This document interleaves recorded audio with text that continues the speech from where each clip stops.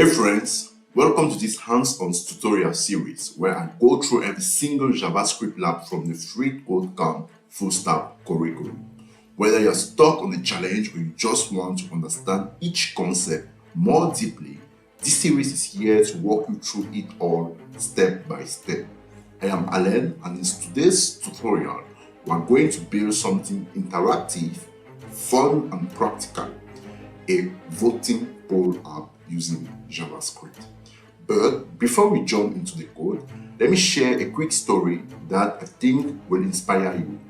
You have probably heard of GitHub Copilot by now, but have you ever heard of Alex Gravelly?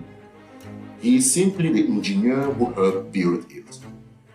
Back when he started coding as a teen, he struggled to get into college, but he never stopped building. Fast forward, he helped shape AI-assisted coding, and now millions of developers use tools he helped invent. The moral of the story is simple: keep building. Even if the road feels uncertain, you never know how far your code can take you. So, if you are into building cool stuff and learning by doing, be sure to like, subscribe, and turn on that bell. Let us grow together. Now, in today's project, we are going to use JavaScript and build a voting poll app where the users can add a poll option, cast a vote, prevent duplicate voting, display real-time results, and during this tutorial, you will practice using maps and set objects, JavaScript functions, conditional logic, clean string output.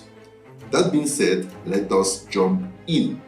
So guys, welcome to this tutorial. As I said, so here is we shall build here a voting system, and here are the user stories. So we shall read each user story and try to implement the code here very fast and very easy. So that being said, let us start with the first user story, which is one which tells us to initialize a variable called poll with a new map object. So to do that is very easy. So to initialize a variable, we use const poll, and to create a new map object, we use the name or the special word, the keyword new. So after that being done, let us go on and to the second user story. You should have a function named addOption that accepts a parameter option. Okay. So there are many ways of creating a function. You can use arrow function like this, addOption, something like this, and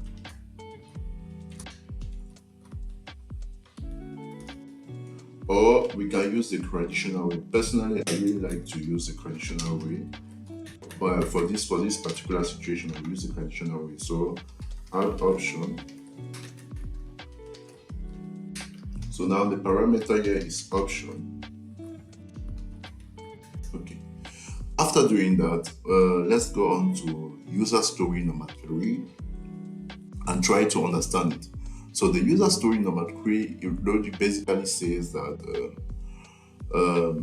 it's giving us the functions, it's explaining how the function is working. So if the option does not already exist in the poll, it should be added to the poll with an empty set as its value to track voters.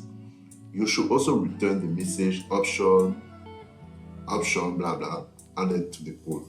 The second condition is the second part of the function is if the option already exists, it should return the message already existing. And the last part is if you try to add an empty option, the function should return the message option cannot be empty. So basically what you have to do here is you have to check and make sure that the function is not, you have to try and make sure that all these conditions are fulfilled with our code. So the first thing I will try with this one is saying that we should try, if you try to add an empty function, the function should return the message option cannot be empty. So to do that is very easy. So we use the if clause. So we check if option is empty using the strict equality. And if it's empty, what should we do? We should simply return where is it? We should return the string option cannot be empty. So that's just it.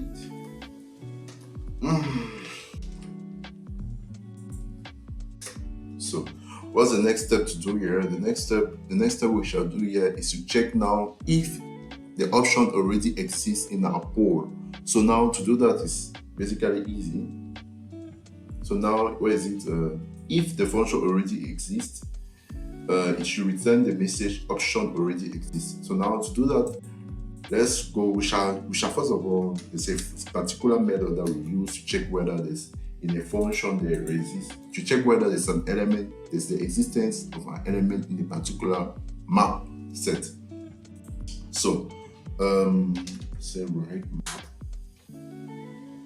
Yes, I think that the function here is has. The method here to use is has method. Is a has method which returns a boolean value.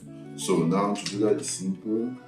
We like poll outside has prime has an option inside. So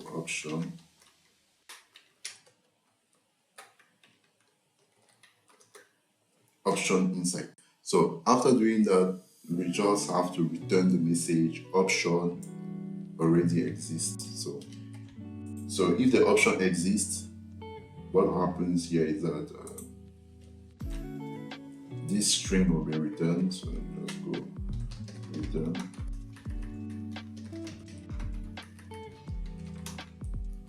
The string here. So now here we shall use a thing. We shall use a template method like this option string method.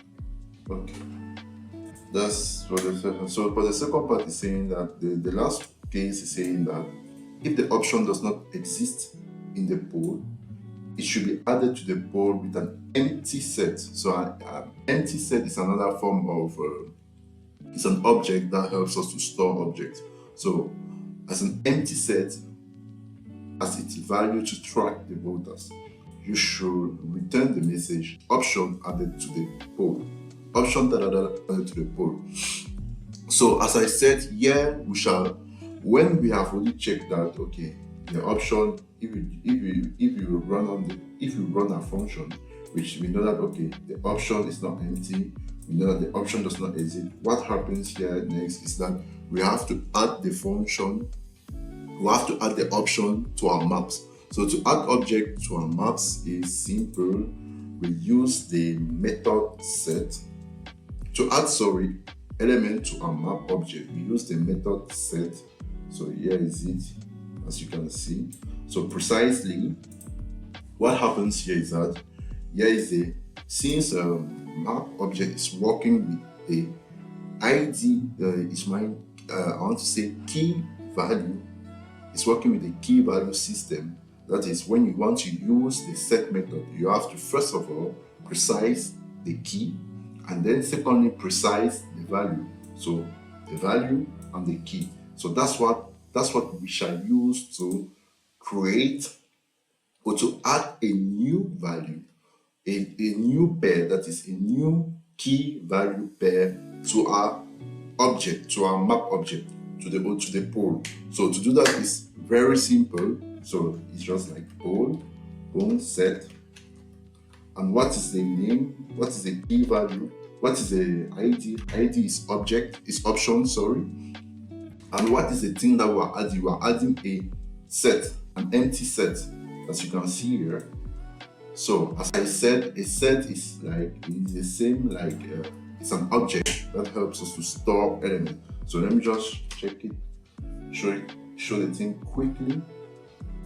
So As you can see, set objects are a collection of values. A value, so a value in the set may only occur once it is unique in the set collection. So that's what we shall use here. So now to declare a set or to initialize a set, we use the same keyword new. So that's how we basically initialize every object. So set.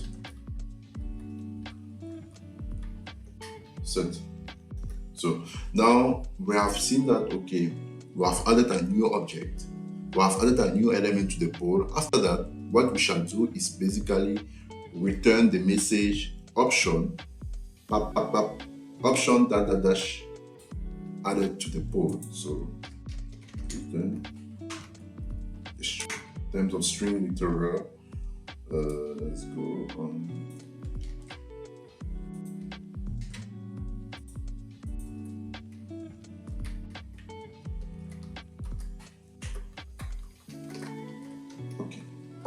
That's it basically for the function. So we can just try very fast and run the test. As you can see, everything's okay.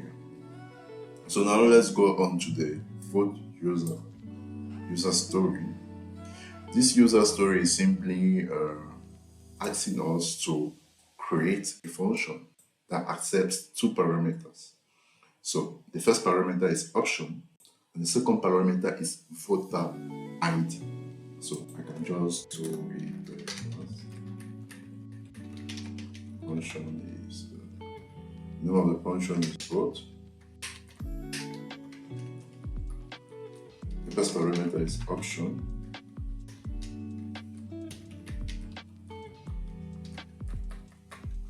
And the second one, or the last one is voter ID. So that's it. Now, what's the next thing? The fit user case is trying just to describe how the function will be working. So it's saying simply that if the function does not exist in the poll, the function should return the message does not exist. The option does not exist. If the option exists, the function should check if the voter ID has already voted for this option. The next one is if the voter has already voted, the function should display the message voter, more precisely, voter ID has already voted for the option, this option, for that dash option, let's say it like that. So if the voter, the last one is if the voter has already voted, the voter ID should be added to the set of voters for this option. The function should return the message voter ID voted for this for option dash. So that's how basically the function has to work.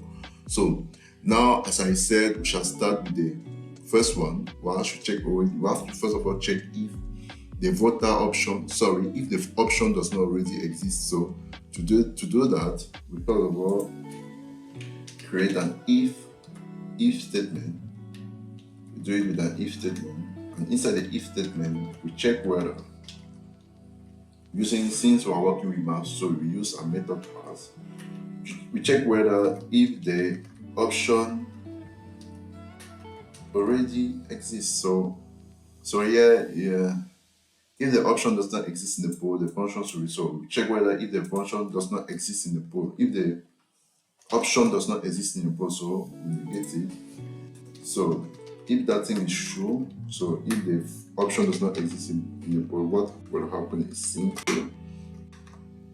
Is that we try to send the text.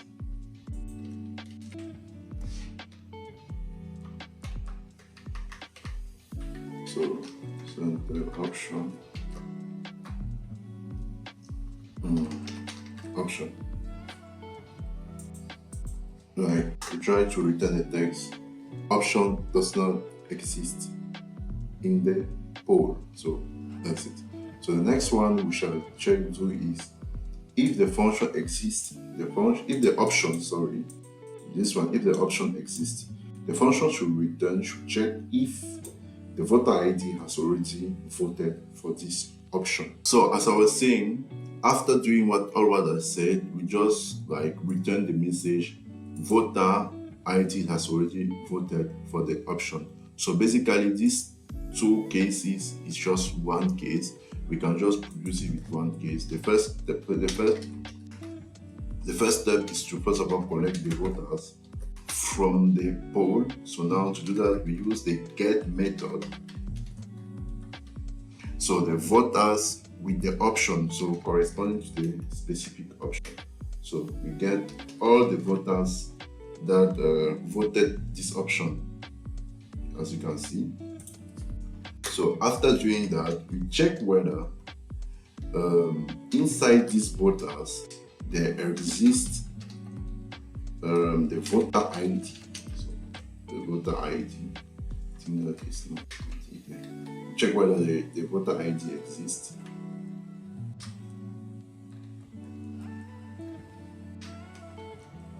And if it's true, what we shall return is just voter ID has already voted for the option. So I mean this phrase.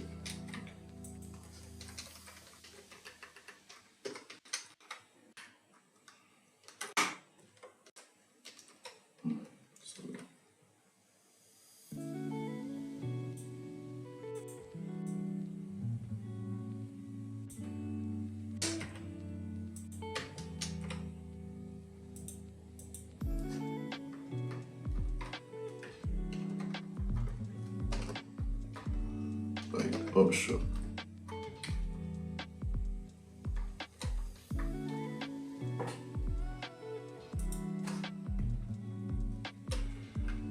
Like yeah, voter ID.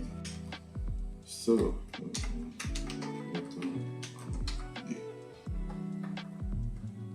that was it for now. And now for the last part is saying if the voter has not voted, the voter ID should be added to the set of voter for this opinion. The function should return the message, and in fact should return this message. So here we shall use the special method add on the poll, on the set, because voters is a set object. So let me just precise it here. Voter set object. So to do that is very simple. So we call like voters, use the add function, and here we use voter ID. See, and we return the message. Hey, hello guys. Voter ID voted for option. So let's go first.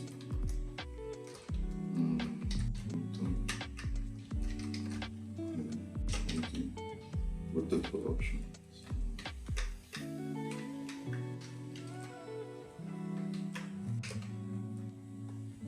So let me run, option. Okay, that's it for now. I think that's it for now. So cool stuff. So now let's go on to the next user story, which says that you should have at least 3 options in the poll. And the last one, so to have 3 options in the poll is very simple. So basically we shall use we shall take examples from countries. So I've already done that for you guys. So now let me just show you user story 6. So now we have Turkey, voter 1, Turkey, voter 2, Morocco, Cameroon. So that's how we basically do the thing. And the number 7 user story says you should have at least 3 voters. So that's it, we did it. So now the last part, or the number 8 function is telling us, the number 8 user story is telling us that you should have a function display result that returns the poll result in the following format, like this format. So now what we shall do is simply like create a function that will just display all the results respecting this format. So as you can see, poll result, option, number of votes, and so on and so forth. Okay, like let's just do it. Display function very fast. Display function. So now to do that is simple. Now we shall use the arrow function to do that. So that you can see how we use arrow function. So display result, and just copy it first, paste it. Equals to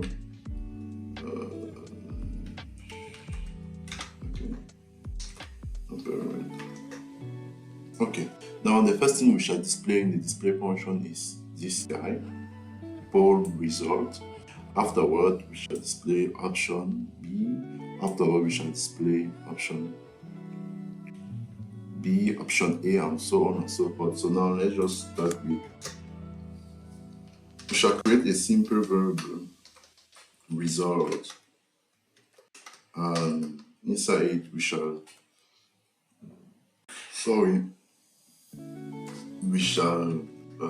use the string. We shall put the string poll result inside it, and eventually, since you can see option A is on the next line, so there's nothing on the same line like poll result. Now because of that, we shall use this special command. We shall tell the JavaScript engine that, you know what, go on to the next line. So after doing that, we want to display every option that's inside the poll map object. And to do that, the best way to do it is to use a forEach function method, so that it shall iterate through every map's object element and display them one by one. So to do that is very easy. We first of all take our poll function, take the forEach method. So now, since we are iterating inside the poll, the parameters that are important here is voters and options. So we like voters, option. So what shall happen? So now what shall happen inside the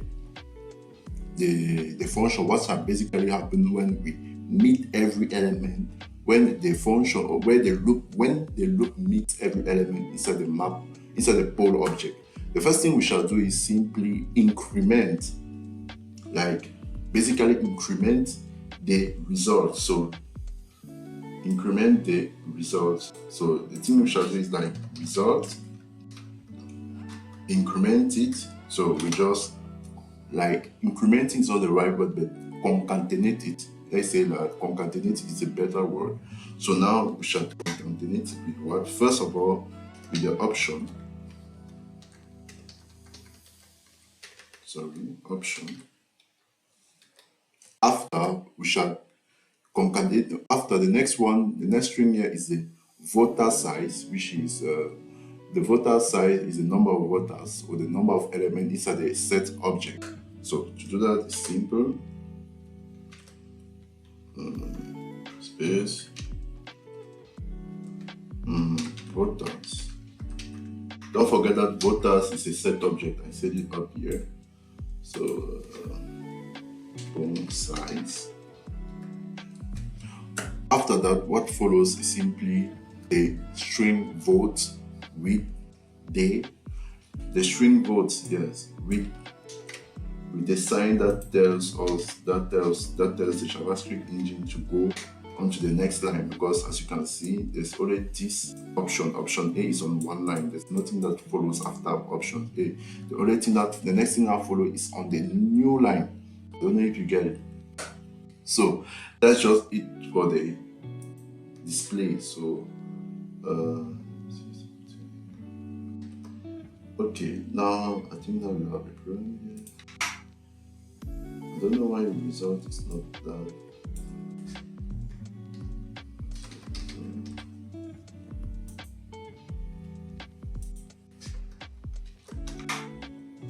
So now the next thing we shall do here is simply return the result string. So the result string with cream,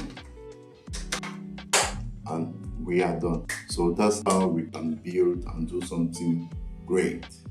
So that being said, I hope you guys really enjoyed the video. If you have any question about the tutorial, let me know. I'll be really glad to answer your question and really try to understand you. So that's how basically I coded the thing.